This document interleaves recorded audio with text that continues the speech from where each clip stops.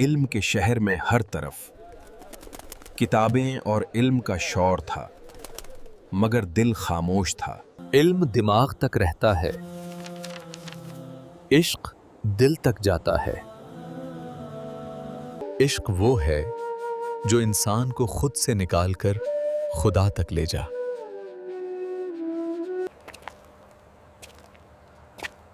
یہ اجنبی کون ہے؟ علم پر عمل نہ ہو تو فائدہ کیا؟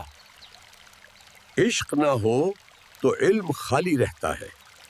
کتاب ہاتھ میں ہے، دل کہاں ہے؟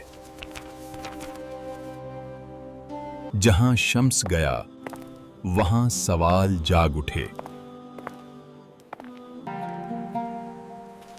کیا میرا علم کافی ہے؟